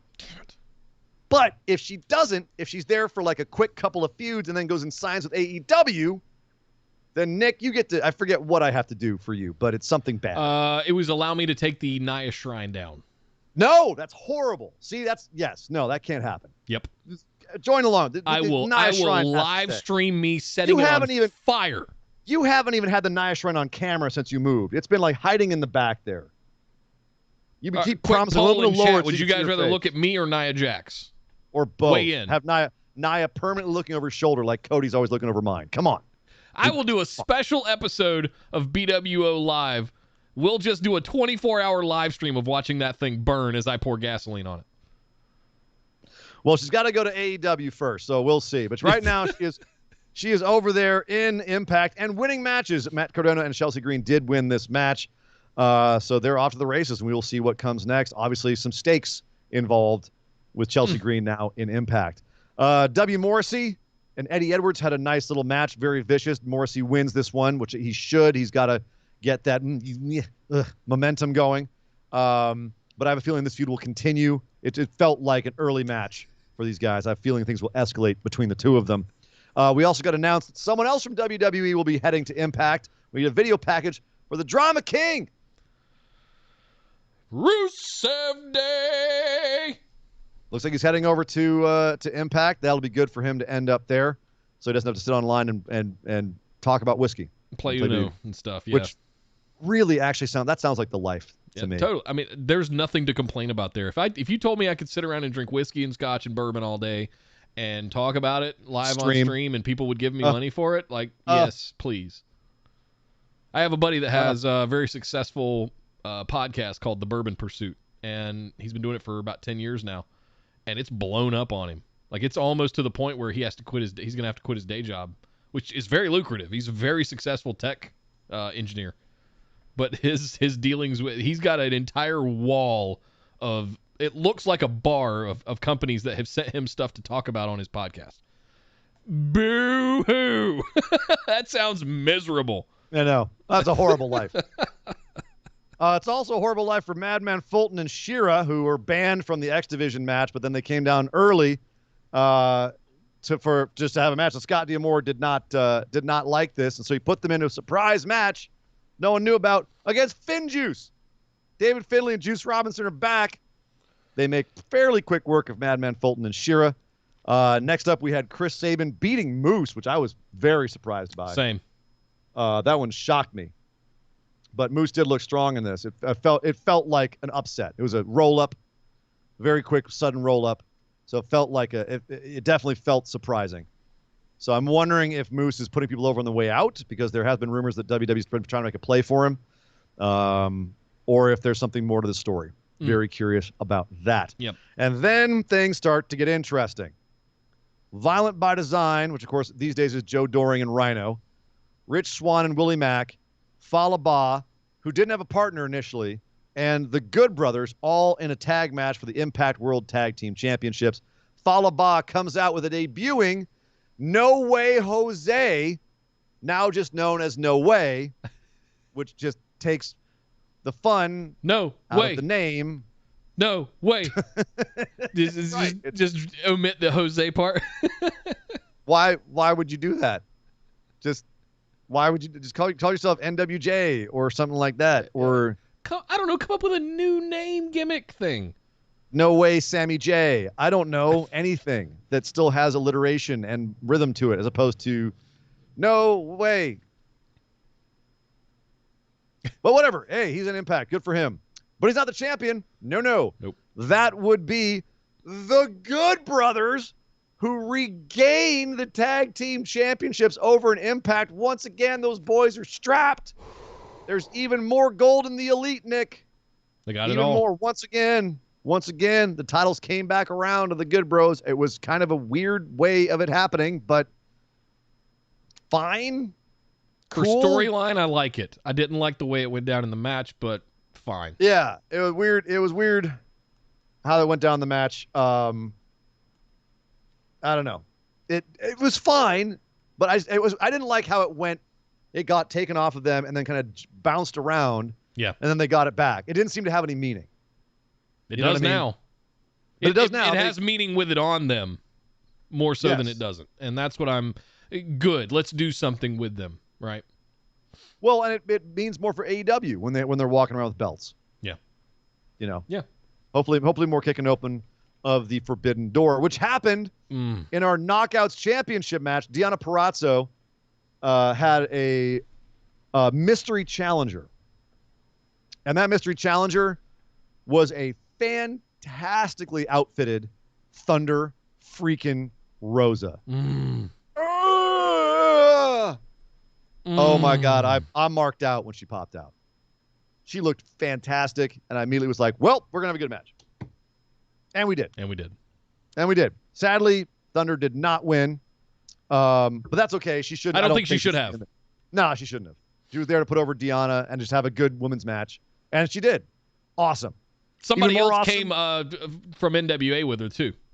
Oh, yeah. I was just going to say, even more awesome, after the match, out came Mickie James. She's next. All the doors are open at this point. I'll just fling them all open. WWE is going to look back 2 years from now and go, why didn't we get in on that? This is getting ready to get nuts, guys. And it sounds like, I mean, Mickie invited Deonna to come to the next NWA show, Empower, which is supposed to be the all-women's show. So I suspect Thunder and Deonna will both be there, along with quite a few others. In the middle, I love that Mickey's basically like that. She couldn't get the all-woman show from WWE, so she's like, "Cool, I'm gonna go where my husband works, and they're gonna do it, and we're gonna make you all look like assholes." So, in the middle of the show, I believe it was. I saw it later on YouTube or social media. There was a video that played that had all of the logos of AEW, New Japan, NWA, and AAA. Was the interesting one in there, all in like this kind of staticky sort of looking thing. Yep. And that was it. That was the sixth seal. Like, it's happening. It's kind of funny that Impact, the six-headed beast is the beast is coming next. Like, it's kind of become the nexus in a way. Yeah. Like it's kind of where a lot of these roads are rolling through. Like, they have a better reputation, like better relationship with New Japan than AEW does. You're referring to Impact. Seems Impact. Yeah. Thanks, so a lot of these crossovers can happen there.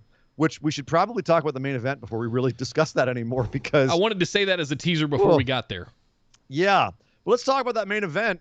Kenny Omega, who is the current Impact, TNA, AAA, and AEW World Champion. That's a lot of belts. He had a match with Sami Callihan, which is definitely a step up for Sami. And they just decided to go out there and have a hardcore match because that's Sami Callihan. That's what he does. Yeah. Wasn't long before out came the pizza cutter. A pizza cutter. I have not seen one of those in a minute. Kenny Omega gets his CZ Dub. Right? So Kenny Omega eats a pizza cutter to the forehead, busted wide open.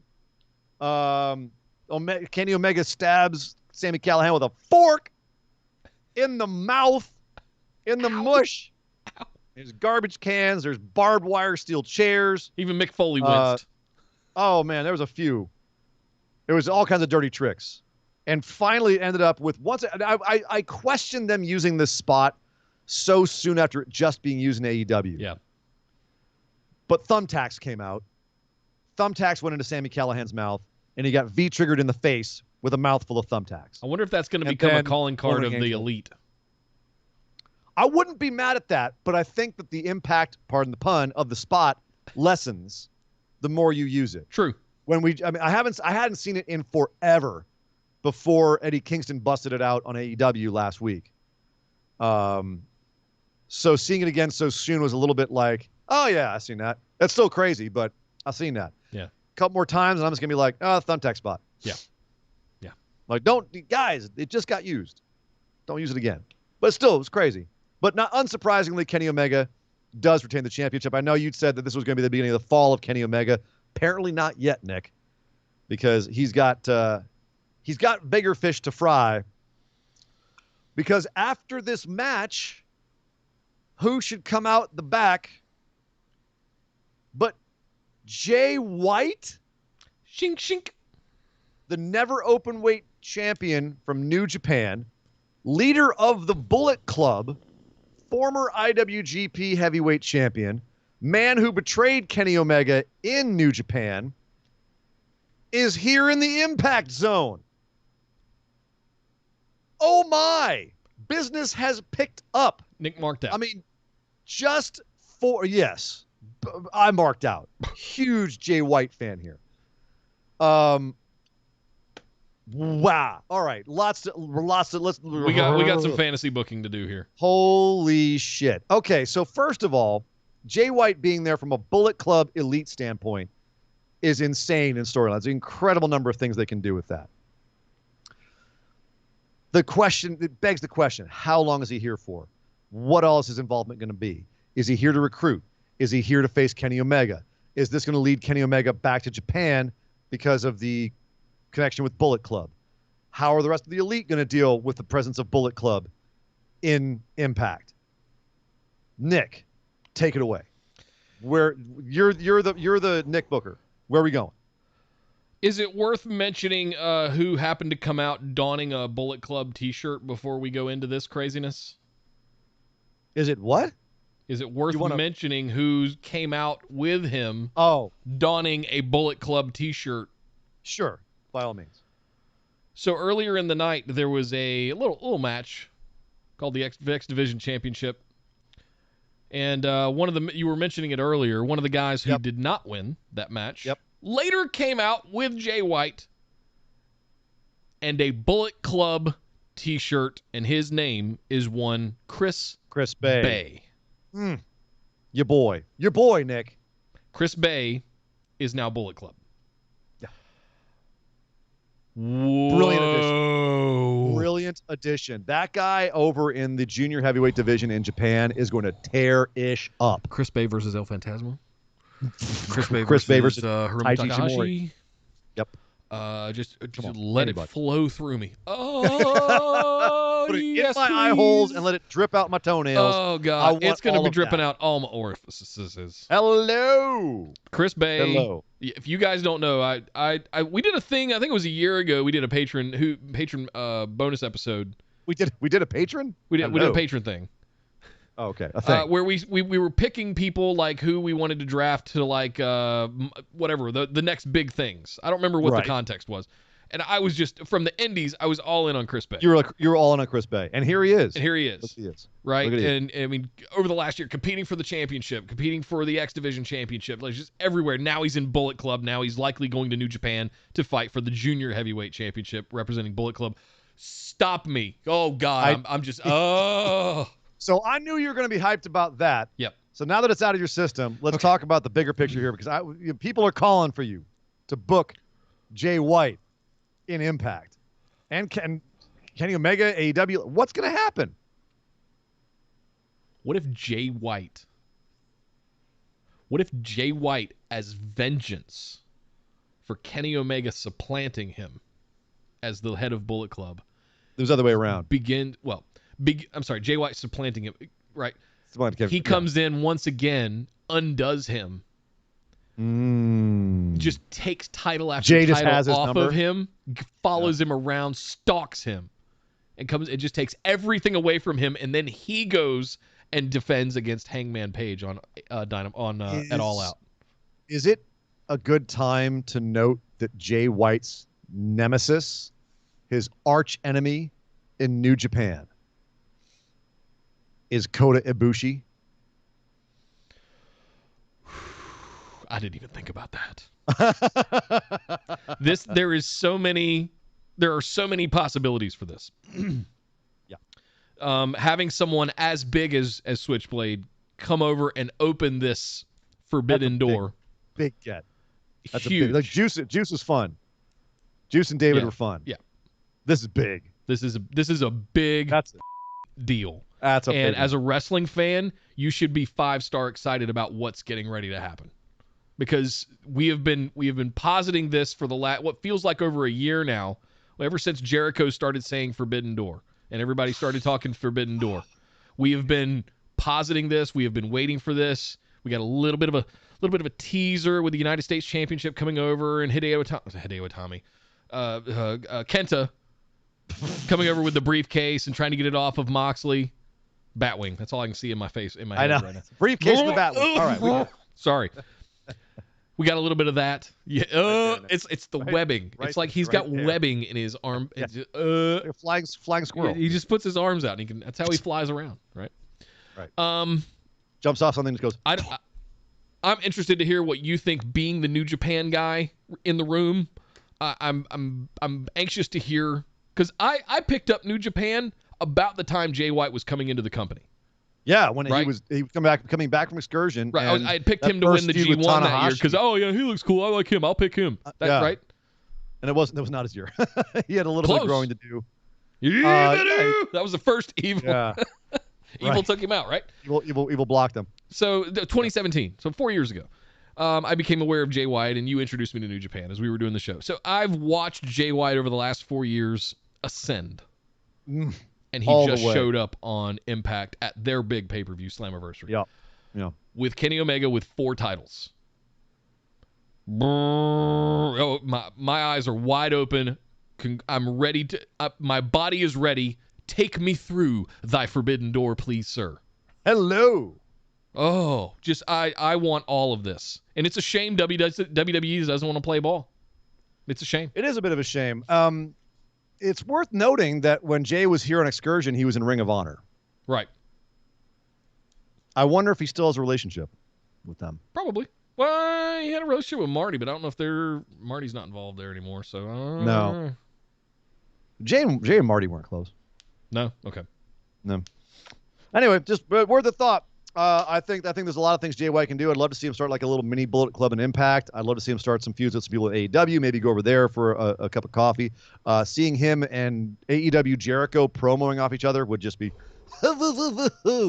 yes, please. But lots of possibilities coming out of this Impact Slammiversary. Obviously, lots of debuts, lots of big people showing up, as usually happens at Slammiversary. Lots of exciting things to come over at Impact. At some point, they're going to have to change their name to just the Forbidden Door Company. Yeah. Because that's what all their pay-per-views are now. It's just the Forbidden Door. It's swinging like those 2 little Batwing things at the big opening to a saloon in a Western. Oh, I thought you were talking about Kenta again. Sorry. No, not everything Batwing is Kenta. But that was Impact Slammiversary. Couple call-outs real quick before we get out of Impact. I want to catch up on these. Do it. Cal threw in 100 bits. Actually, what's safe is I'll go over this one. YouTube Super Chat Jay over there says, talking about Chelsea Green. She came from Impact. She was once Laurel Van Nuys. Yes, correct. Has she gone home? Is the question. Well, she actually she mentioned this on an interview where she said the first instinct I had was to call up my old bosses at Impact. My boyfriend was there, like it just seemed like the logical thing to do. But then Matt said, no, explore your options, look at other things. Don't just come here. And apparently, like she's like, I've been in this business 17 years. He's been in 18. I hated hearing that from him, but he was right. But then ultimately I did come back to Impact, and it was weird because the first match was her and her boyfriend against her boyfriend's former girlfriend, Tenille Dashwood. And she said that was weird, but at least Tenille was a pro and it was all fine in the end. But at the end of the day, she's still taking Matt's advice. And if you look at Matt right now, that dude's everywhere. Yeah. He's having a feud with Nick Gage and GCW, for God's sake. Good for him. Like, but he's mostly with Impact. And I'm wondering if that's how she's going to do it as well. So. Second only to having a successful venture live streaming or podcasting about liquor, he's got a successful venture talking about toys and figures. Just follow your passion. I guess. Follow your passion. Thank you very much, Jay, over on YouTube for the super chat. Kyle threw in 100 bits here on Twitch. Said Slammiversary was fun, but a big issue I had is that while fun as it was, a good business night for everyone but Impact. If this was the first time you saw Impact, you saw the Deanna get chumped by NWA's Mickie James. Both frontrunners dethroning Kenny, losing and closing. Frontrunners to dethrone Kenny, losing and closing with 2 champions that are not part of your company, and a tag team that spent more time in other promotions than Impact. I appreciate the crossovers, but not at the expense of the promotion, and I'm worried given history. It does feel like Impact is being very generous to other companies right now. Is Scott D'Amore just kind of cashing in while everything's hot? Like, I could totally see him and Callis just riding this train till the rails fall off. Let's see if we can get all of the biggest superstars from all the companies to be on our show. It's a promotion after all, right? Counterpoint to that, like if you just tune into Impact for the first time, you also saw a whole bunch of exciting shit happen that no one expected. You're not going to care about that history, right? You're gonna sit there and go, wow, anything can happen on this show. You'll see recognizable people and figures that, right. you know? Yes, exactly. right? Like we always complain about WWE. That They are bring back people just for a draw. pop the crowd. What's wrestling about? Drawing the door, right? Yeah. This draws pay-per-view buys, Yeah. and I'd bet they had really good buys on that Slammiversary Saturday night. But you're 100% right where they might be doing it at the expense of the legitimacy of their own company, which they have to be careful about. But I feel like they're leveraging that right now. It's a gamble. Yep. So we'll see if it pays off. I think it's a good one personally. Thank you, Kyle. Esme threw in 100 bits, said Bound for Glory is gonna and it's in Vegas, so road trip. Ooh. When is Bound for Glory? I don't know. Look it up. Look it up. I'm gonna be taking August, some trips to Vegas here in the next few months. Yeah, I might. I was thinking of going for SummerSlam, and I was like, if you're telling me that Jay White and Kenny Omega could be at Bound for Glory, I will make sure. Kenny Omega will be there. I already know who he's facing at Bound for Glory. Should I tell you? Sure. No, I don't want to tell him. I don't want to spoil it. It's Impact. It's Impact spoilers. Oh, okay. Not telling you. No. All right. Thank you very much for all the bits, guys, but we're not out of here just yet. We've got just enough time to head over and do something that we like to call our moment of positivity.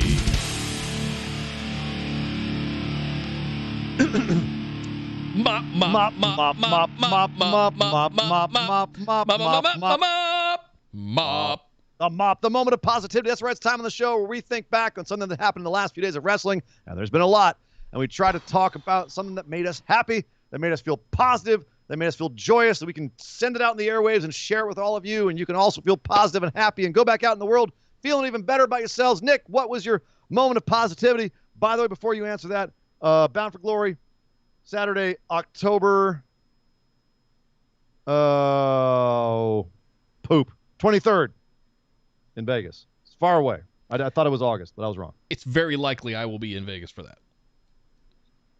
Because we'll be house hunting. It's very likely I will be in Vegas for that. Well, hello. Apparently, it's very likely that Sorry, Esme I was thinking will be in Vegas. I was thinking of Homecoming on the 31st. I know who he's facing. I have no idea what's happening by October, obviously. That's a ways off. That's a minute away. But yeah, Bound for Glory. It might be a BWO road trip right there, Nick. Buddy. We're gonna be out there looking for new homes. Yeah. Well, I got some comp rooms I got to spend at the MGM. So hey now, let's do this. So what is your moment of positivity, sir? All context of what went down aside, it was one thing. Really? I marked the hell out. I never saw Keith Lee coming out in a million years for an open challenge. I thought until it happened, I was like, Drew's coming out. Drew, we're gonna be subjected to Drew challenging Lashley again. He can't. He literally can't. Not allowed to. Loopholes. It's WWE. They can do whatever they want. Anyway. Maybe they did that and they made a story of it. But Keith Lee coming out in with the hood over his boxing, kind of a boxing sweater over the top of him and throwing the hood off and having a bit more of a banger. It wasn't quite the NXT banger, but it was not. It's the new one that we got rock like twice music before he. Yeah. Keith's back. And I'm so happy because I was worried about that dude. I was legit worried about that dude for health reasons, mental or physical. I just, between all of the cryptic tweets and I can't say anything yet, and are we ever going to hear why it was so secret? Is it going to be part of storyline now? Or are they going to bring that to light? Like, was it some new gimmick? Like, I don't know. I didn't see much different last night on his return. So, but yeah, just him coming out, I marked the hell out. I absolutely did. I was just over here. He's back. Yes. He's back. Thank God. And a lot of it was a relief that he's okay. No kidding. To be honest. How about you, Surrey and Dangerous? What was your moment of positivity over the last few days? Oh, boy. Spoiled for choice. Spoiled for choice. I am actually going to have to say I genuinely got the feels for Nikki Ash. Oh. When she cashed in. Largely because there's actually a really good interview that Denise Salcido, who oftentimes she works with Sean Ross Sapp over on Fightful. She did an interview with Nikki Cross that's really worth a watch. If you want to get an idea of what she's like, just normally. And everything I've ever read about her, the things people have said about her in interviews, tweets that I've read about her, especially now that she won. A lot of people tweeted out how great she is. It's so the slight momentary tangent. One of the weird things about living in Los Angeles is here you don't ask people, hey, who have you met? When you're in LA, everyone's got a celebrity story. Yeah. They're everywhere. They're everywhere. It's just. Mine's Bruce Willis. Right. Okay. See, everyone's got a story. Everyone's got a bunch of them. In LA, you ask, oh, you hear that? I hear you met Bruce Willis. And I go, okay, yeah, cool. We've all met somebody. Yeah. I've met Bruce Willis. We ask here, all right, how were they? Right. Right. Were they good to work with? Right. Were they cool to work with? Were they cool? Were they cool? What was the context? You know what I mean? And it's always, were they cool? And it means a lot because they're more humanized in LA because we're here with them all. We know they're all human. They don't feel as kind of far away and removed and you know, in another, they feel more down to earth. Yeah. And it makes it so that you care more that someone's a good person than that they're famous or rich or special, right? And so it matters a lot to me that someone's a good person. And when someone's doing a gimmick, especially like the one that Nikki's doing, that's built completely on heart, that is built on, that it's all her. She believes in it. It is a goofy WWE gimmick to its goddamn core. A person who thinks she's a superhero, or at least almost one, because she's humble. Right. So she dresses up in a kid's costume and goes out there and tries to be a role model to people. That is something that is so earnest and so innocent and so sweet. At the same time, is so easy to be platitudinous and just saccharine and gross and overdone and patronizing that it's so hard to do right. It's so hard to pull it off. And for her to go out there and make me, a cynical son of a bitch, believe in it the way that I do now, that I see the way that she passionately defends it, the way that I believe that she's got her full heart behind it. And knowing on top of that she is genuinely a sweet, nice person who just it feels like Mick Foley winning the belt in January of 1998 or 99. 99. Right? 99. January 4th, 1999. It feels like that. It feels like the right person won. The good guys won. And not just a storyline. Like we were saying earlier, the marks and the casuals. Like, we're marks. We know all the backstage stuff, right? It feels like the good guys won in real life. Yep. Good things come to good people. And that's my moment of positivity. It felt like Kofi Mania. A little bit. It felt, I had the same Kofi feels. Mania had resonance for other reasons. Sure. We don't need to go into the details of those. I'm just saying my point is the feels were the same. The good people got their, like, the nice guys don't always win, right? Yeah. Nice people don't, they finish last? Not always. Not always. Nikki Ash is your Raw Women's Champion. Yep. And you can't take that away from her. It's going to be interesting to see where they go from here, though. Sure is. Kyle throwing 100 right bits. Now it's positive. Don't ruin it. Yeah, Kyle throwing 100 bits said, my mop is finally firmly settling on a direction for Rhea and fans still loving her. One of these worrying moments for my girl, given everything that has happened with them, insisting Rhea be a heel until recently against a freaking Charlotte Flair, who is default heel in every feud she's in. Very much a first day of school type moment as a fan. Which, considering Kyle, that I know you and a few other people you guys were ready to burn WWE down on Sunday night. What a flip. What a flip. And that's something that I've had to learn over the years too, is sometimes you got us to be like, okay, what you going to do next before I get mad? You know, what is your end goal here? Because losing on Sunday seemed really weird and like the wrong decision, but that's how they got Nikki to cash in. Ends justify the means sometimes. If I can give an honorable mention, I don't normally mark out for John Cena. I think I said this on the recap show. You did, yes. But for those that missed it for whatever reason, Sunday night when he came out, I marked out. Yep. And then I went after the show, after we got done with the recap, I went and found the WWE.com exclusive that showed what happened after they went off the air. And It was basically Cena addressing the entire crowd in Fort Worth. and it was fantastic. And I don't think we give John Cena, I know we give him some credit. I don't think we give John Cena enough credit for basically carrying with a microphone WWE for as long as he did.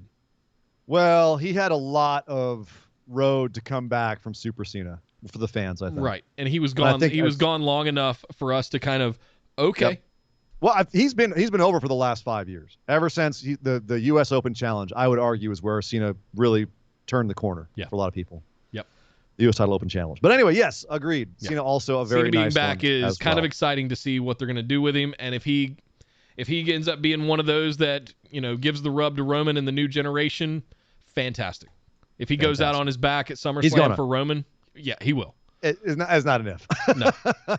But there you go, ladies and gentlemen. That was our show covering Raw and Slammiversary. Woo! That was a big one today. A big one, lots of F-bombs, lots of emotions. That was a hell of a show. Hell of a show Raw was, and Slammiversary, hell of a show. My goodness. And I don't necessarily mean that necessarily all good. But as always, you can find us linktree.com/BWO. All of our links are there. If you want to find us on Twitter or anywhere else, it's all linktree.com/BWO. Make it real easy for you, real easy to remember. Go check that out.